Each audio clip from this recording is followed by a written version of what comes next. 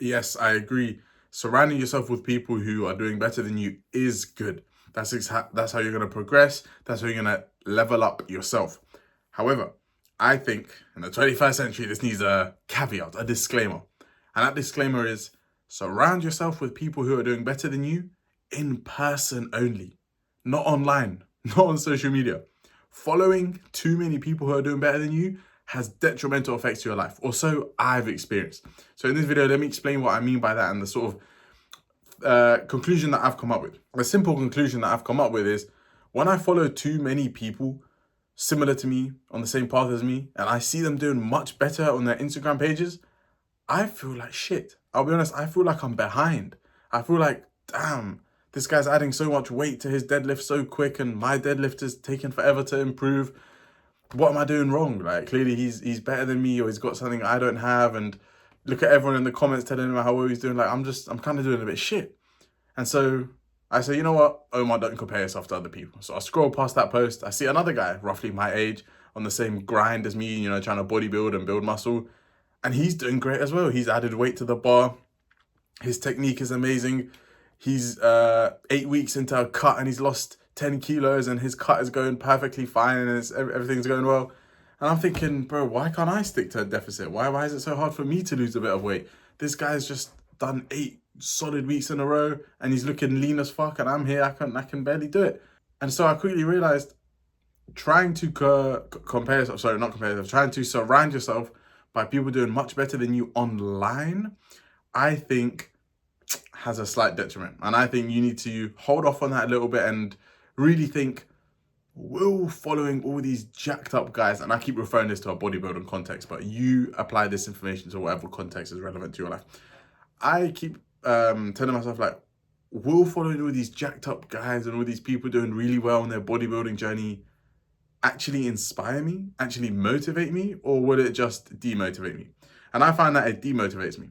This is why I don't have Instagram on my phone, because I just don't want to load up my gym page feed. I don't want to see all these other guys from my gym and everything doing so much better than me, because it just makes me feel like I'm behind. Now, the difference with surrounding yourself by people doing better than you online than in person is in person, there's more of a connection. You can literally ask them there and then how things are going.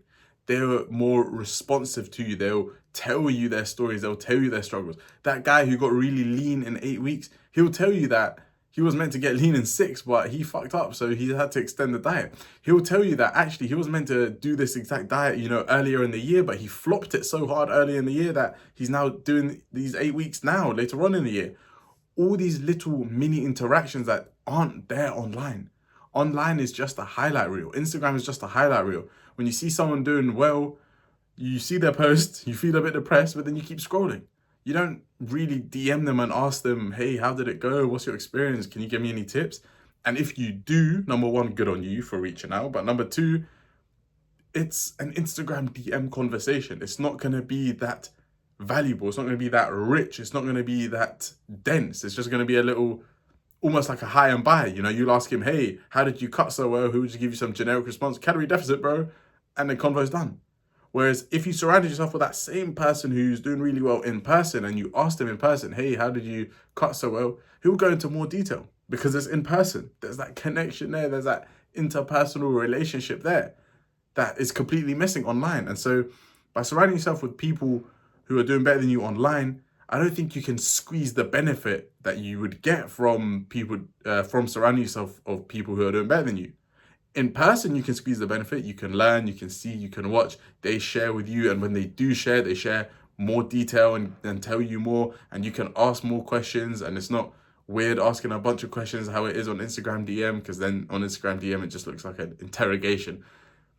All those benefits you get in person, but you absolutely don't get them online. And so because they're missing from online, I personally think surrounding yourself with too many people that are doing so much better than you is a bit detrimental. Yeah, you could look at it as it's motivating. Every time I load up my feed, I see that guy's got abs, that guy's jacked, that guy's doing well in his business, that guy's making money. I'm so motivated.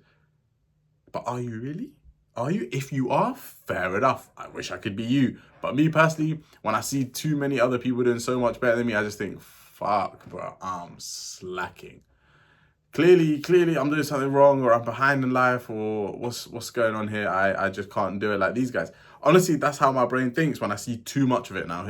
Obviously, seeing the occasional motivational post here and there means nothing, but when you're over-consumed with content and Instagram, especially by people doing better than you, I think it has a detrimental effect.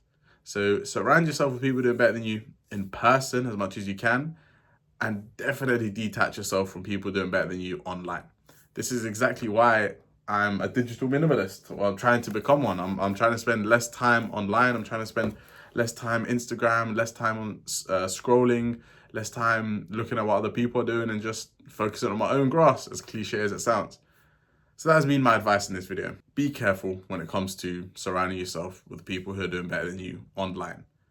The next time you follow someone who's jacked, who's doing really well, ask yourself, will this provide me benefit?